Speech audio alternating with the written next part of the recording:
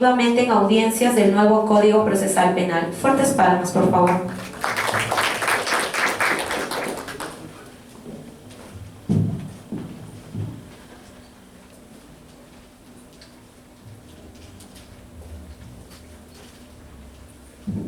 Muy buenas noches con todos y todas. Agradezco a los organizadores de este evento porque el día de hoy vamos a compartir algunas ideas respecto de una audiencia que tiene lugar en la investigación preparatoria en el Código Procesal Penal, y es la audiencia de tutela de derechos. Entonces, básicamente nos interesa que podamos desarrollar las siguientes ideas. Primero, cómo nace la audiencia de tutela de derechos. Segundo, qué derechos va a proteger. Tercero, algunos aspectos procesales respecto de quién tiene legitimidad para deducir la tutela. Y cuarto, cuál es la jurisprudencia relevante que hay que conocer para entender bien la audiencia de tutela de derechos, ¿no? Son los 4 puntos que vamos a desarrollar. Entonces, empecemos.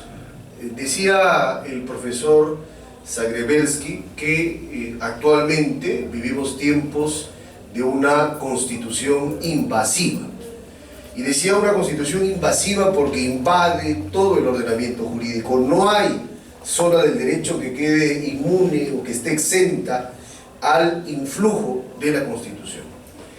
Ese influjo de la Constitución, que está muy bien remarcado por el profesor Arroyo Zapatero cuando habla de la constitucionalización del proceso penal, tiene, a mi modo de ver, una clara manifestación en la audiencia de tutela de derechos regulada en el Código Procesal Penal. Fíjense, si nosotros revisamos el derecho comparado, más allá de Chile, no hay otro país, de Chile y Perú, que contenga una regulación similar y que contenga una institución protectora de los derechos del imputado. No la hay. Estamos en Chile y en el Perú, que únicamente contemplamos la audiencia de tutela de derechos. ¿Cómo nace?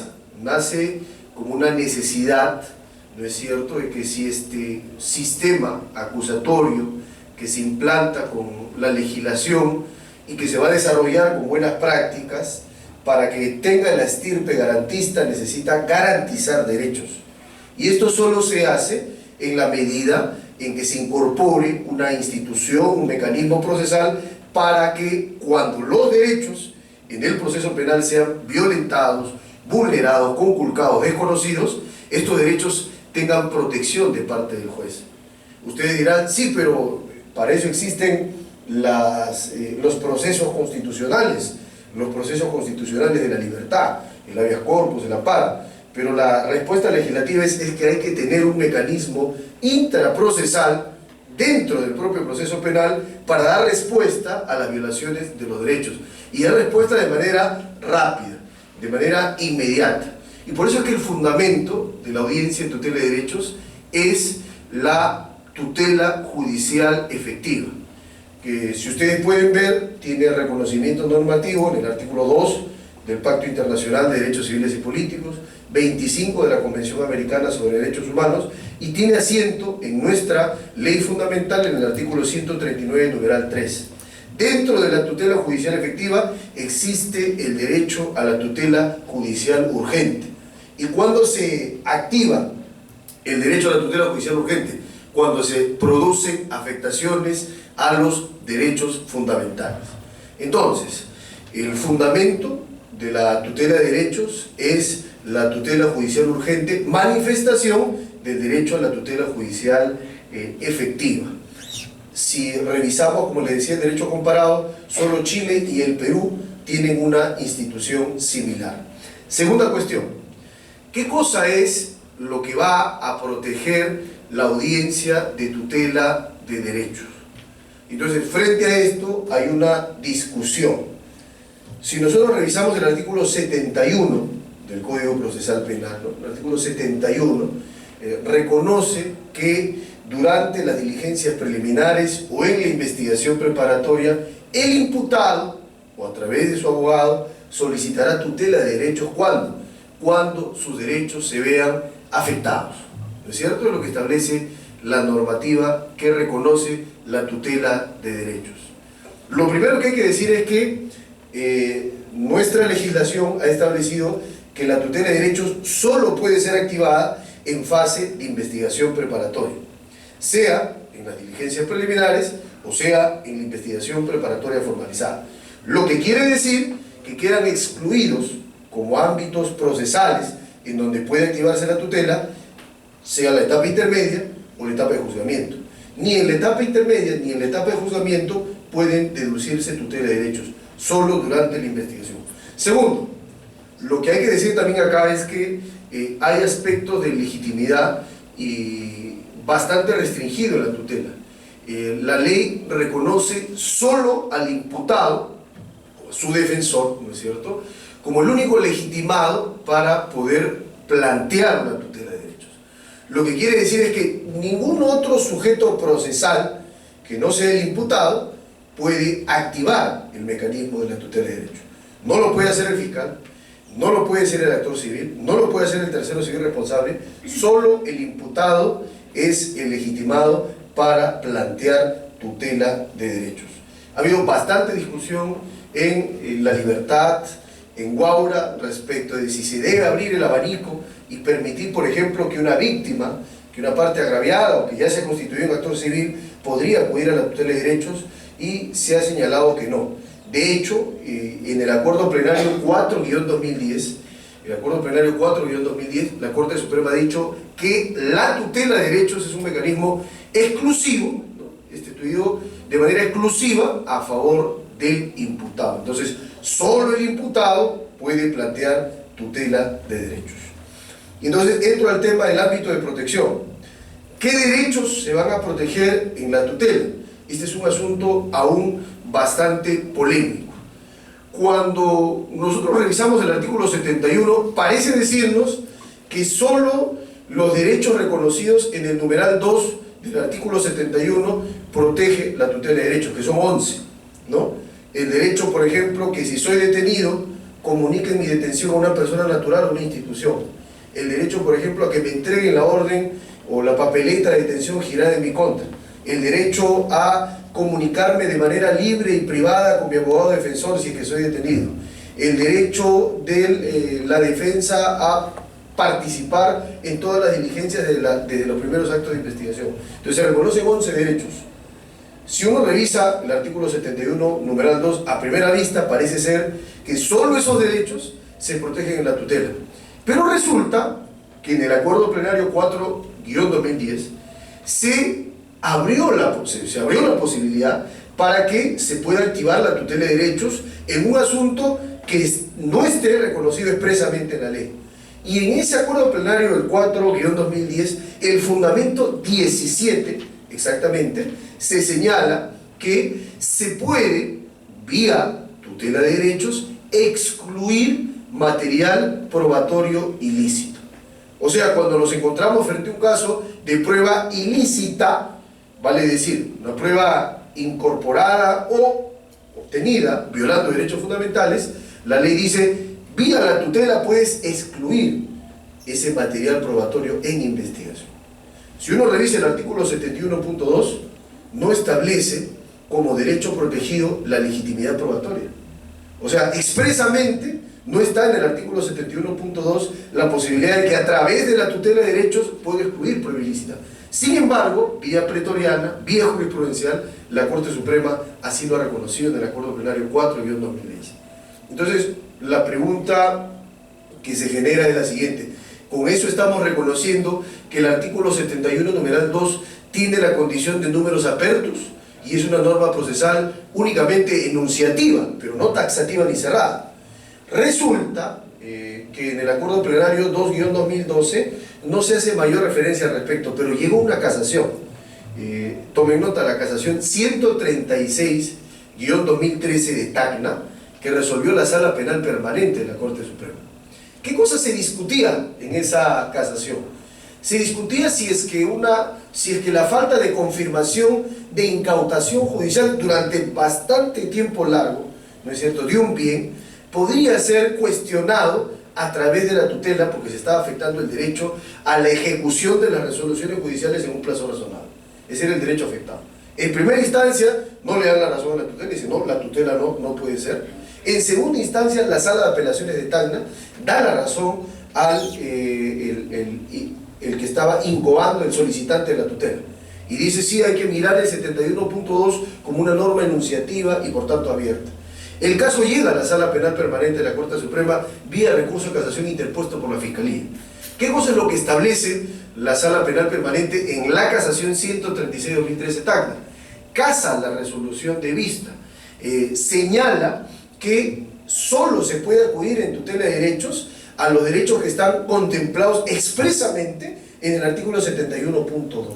Por tanto, entiende esta norma como un numerus clausus, cerrado, taxativo, que no admite, es decir, que la tutela de derechos no admite otra protección que los derechos expresamente reconocidos en la ley. Eso es lo que establece la casación. Entonces tenemos hoy dos posiciones jurisprudenciales encontradas. Por un lado, el acuerdo plenario 4-2010 en su fundamento 17, que dice indirectamente, implícitamente reconoce que la tutela podría reconocer, podría proteger derechos, podría abrigar derechos que no están contemplados expresamente en el artículo 71. Eso es lo que se reconoce implícitamente en el acuerdo plenario 4-2010, fundamento 17, al posibilitar en la tutela discutir la exclusión de la prueba ilícita.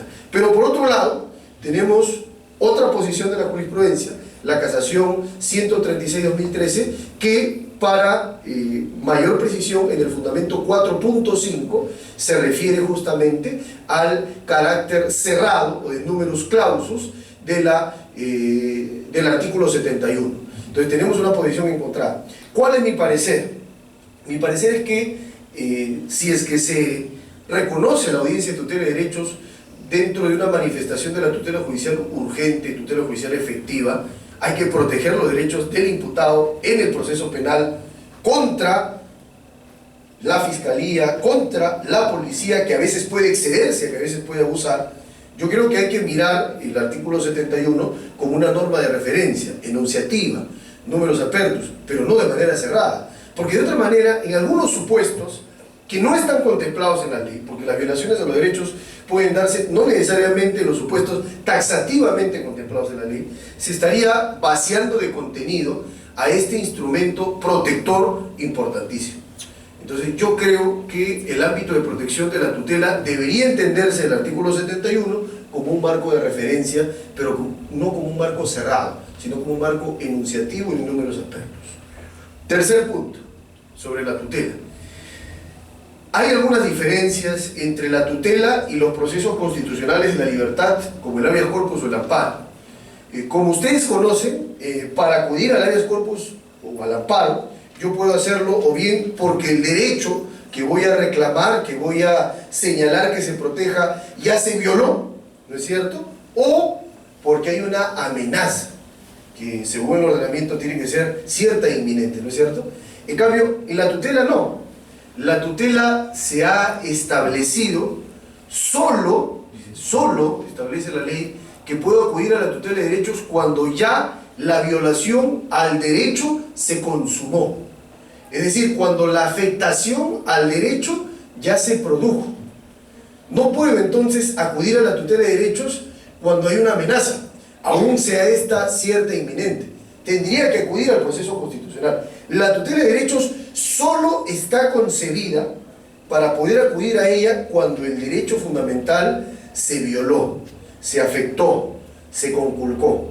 Solo entonces protege la tutela de derechos violaciones consumadas. Solo puede actuar el juez de investigación frente a violaciones consumadas de los derechos fundamentales, a diferencia de los procesos constitucionales de libertad, que se activan también frente a amenazas ciertas e inminentes. Cuarto punto, en relación a la tutela de derechos. Hay tres decisiones jurisprudenciales que hay que conocer en relación a la tutela. Les hablé del acuerdo plenario 4-2010. También les hablé de la casación 136-2013 Tacna, y hay una más, el acuerdo plenario 2-2012. El Acuerdo Plenario 2-2012, y voy a ocuparme ahora de esto, tiene una especial importancia porque se pronuncia sobre un tema en específico. Se pronuncia sobre el derecho a la imputación suficiente, o lo que se conoce también en la doctrina jurisprudencial del Tribunal Constitucional como el derecho a la imputación necesaria, o como la doctrina procesalista argentina llama el derecho a conocer la imputación, u otros han señalado el derecho a saber la imputación, ¿no? El derecho a conocer los cargos, como se conoce en el derecho internacional de los derechos humanos. Este derecho a conocer los cargos, este derecho a saber, este derecho a conocer la imputación, dice la Corte Suprema, va a tener especial protección en la audiencia de tutela de derechos. Acuerdo Plenario 2-2012, fundamento 10. ¿Por qué? Lo que nos ha dicho los jueces supremos es que es imposible que pueda entenderse que el imputado es sujeto pasivo del proceso penal si es que éste no puede defenderse activamente en el proceso. Y esa imposibilidad se ocasiona cuando el imputado no sabe de manera clara y de manera precisa qué se le imputa, qué se le atribuye como conducta delictiva. Entonces, lo que establece la jurisprudencia es que el imputado tiene derecho a saber cómo, cuándo y dónde se ha realizado el delito. El cómo, el cuándo y el dónde forman parte de los contornos de una imputación concreta y suficiente. Se proscriben, ¿no es cierto?, se dejan extramuros del derecho las imputaciones genéricas, las imputaciones abstractas, las imputaciones vagas. Se busca que haya una imputación clara, que entiende el imputado, porque como ha dicho el Tribunal Constitucional, caso Margarita Toledo Manrique, caso Jeffrey Imlet, la imputación tiene que ser explícita, no implícita. No debe entenderla el fiscal, sino el imputado, leo el derecho, tiene que saber qué se le atribuye para poder defenderse.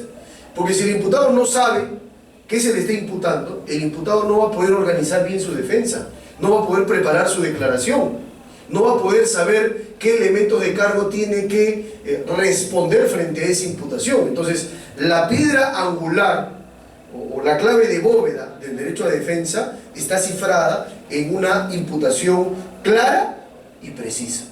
Entonces, la Corte Suprema ha dicho, cuando una disposición de formalización de la investigación preparatoria que conforme el artículo 336 del Estatuto Procesal Penal debe comunicar los hechos que se le imputan al investigado, si es que esa disposición es oscura, está redactada de manera confusa, no clara, entonces el imputado tiene derecho a, primero, tiene que pedirle a la propia Fiscalía que precise o aclare los términos de la imputación que considera defectuosa.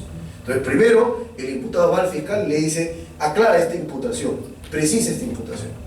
Si es que la Fiscalía no le contesta, o le contesta de manera insatisfactoria, recién, dice la Corte Suprema, va el imputado a acudir al juez de investigación preparatoria en tutela de derechos para pedirle que se precise o se aclare la imputación en su contra.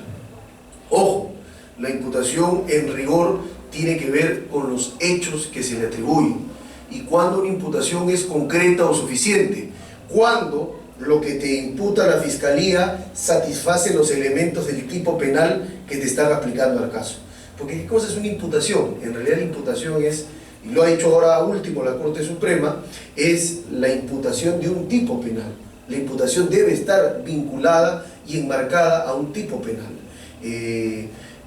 Eso solo se logra en la medida en que la Fiscalía desarrolle proposiciones fácticas vinculadas a cada elemento subjetivo y objetivo del tipo penal. Te imputan peculado, entonces la Fiscalía tiene que establecer los hechos primero de por qué eres funcionario servidor que tiene un vínculo y qué tipo de vínculo tiene con los caudales de efectos que va a proteger, o porque lo administra o lo percibe o lo custodia. ¿Y qué tiene que haber establecido la Fiscalía en su imputación? Si es que te apropiaste para ti mismo o a favor de un tercero. ¿De qué manera te apropiaste? O utilizaste, si es que no te has apropiado, porque hay dos formas de castigar el peculado, ¿no? Si es una colusión, importante es establecer la concertación. Ojo, Una cosa distinta es cómo pruebas la concertación. Puedes recurrir a la prueba indiciaria, a lo mejor puedes echar mano a la prueba directa, pero lo importante es precisar cómo se da la concertación. Muchas veces vemos en una imputación de colusión que tales funcionarios se coludieron con tales proveedores o con tales representantes de la empresa. Entonces una acusación al bulto, ¿no? Todos contra todos, ¿no? Con mayor razón, si hay pluralidad de intervinientes, la Corte Suprema dice que está la obligación de la imputación de precisar el aporte delictivo de cada quien en una pluralidad de imputaciones. Todo eso se va a controlar a través de un correcto ejercicio de las dimensiones y los contornos de la imputación concreta, suficiente o circunstanciada en tiempo, modo y lugar. Y eso se hace hoy en el Código Procesal Penal a través de la audiencia de tutela de derechos. Ojo, como ha dicho la Corte Suprema, primero acudamos a la Fiscalía, luego al juez. Se discute en la doctrina si es que en realidad esa obligación o esa exigencia es legal. De hecho, no está en la ley. La ley no dice como requisito de procedibilidad, antes de acudir en tutela al juez, pídele al fiscal. Esa es una creación nuevamente jurisprudencial. Pero yo creo, ¿no es cierto?, que tanto para determinar el ámbito de protección de la tutela como para determinar estas reglas procesales, creo que nunca hay que perder de vista la vigencia del artículo 7 del título preliminar. El pro homine, el favor libertatis. Cuando vayamos a interpretar el Código Procesal Penal, vamos a hacerlo de manera extensiva y abierta cuando se trate de proteger o reconocer derechos al imputado. Y vamos a hacerlo de manera limitada, de manera constreñida, de manera cerrada, cuando se trate de afectar los derechos del imputado, imponerle una carga procesal o de alguna u otra manera limitar su situación jurídica. Entonces, yo considero que toda interpretación que se haga al Instituto de la Tutela de Derechos tiene que hacerse siempre reconociendo la luz del principio pro homine, a favor del imputado, no a favor de la acusación, no a favor del Estado, sino siempre a favor del imputado. En caso de duda, se está a favor del imputado. En resumen, y a modo de peroración, entonces tenemos, en primer lugar, frente a la pregunta de cómo nace la audiencia de tutela de derechos, nace como una manifestación del derecho a la tutela judicial efectiva, específicamente como una concreción de la tutela judicial urgente. ¿Cuál es su basamento? Tiene basamento en los tratados internacionales y en nuestra Constitución. Segundo, en el derecho comparado, solo Chile y el Perú tienen una figura similar a la de tutela de derechos. Ningún otro país reconoce la tutela de derechos. Colombia tiene una tutela, pero es su amparo. Su acción de tutela es su amparo, pero no es una audiencia de tutela como nosotros tenemos en el proceso penal. Tercero, la tutela de derechos ha sido concebida en exclusividad a favor del imputado. Por tanto, solo este es el legitimado para incoar la tutela de derechos. Y solo lo hará, ¿no es cierto?, solo lo hará cuando la violación contra este, cometida por la Fiscalía o la Policía, se ha consumado, se ha concretado, no frente a amenazas. Cuarto, el ámbito de protección de derechos. Hay una discusión hoy entre dos posiciones de la jurisprudencia, el Acuerdo Plenario 4-2010, que dice la tutela debería proteger todos los derechos, y el artículo 71 en realidad es una norma enunciativa, o la casación 136-2013 que dice no, solo vamos a proteger los derechos que están en el artículo 71, entendiendo que es un numerus clausus esta norma procesal.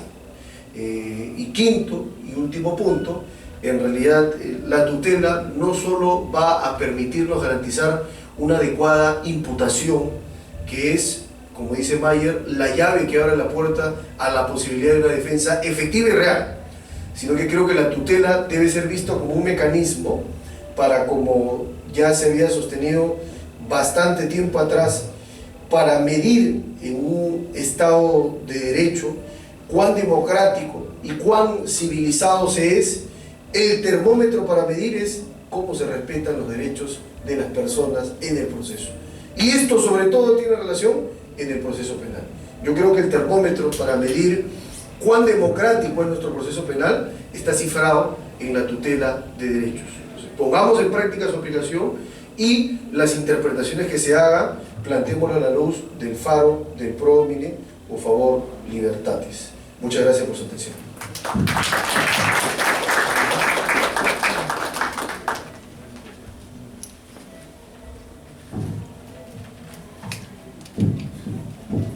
¿Tienen alguna pregunta para el doctor Benji? Ninguna. Agradecemos la ponencia del doctor. En breves momentos estaremos continuando.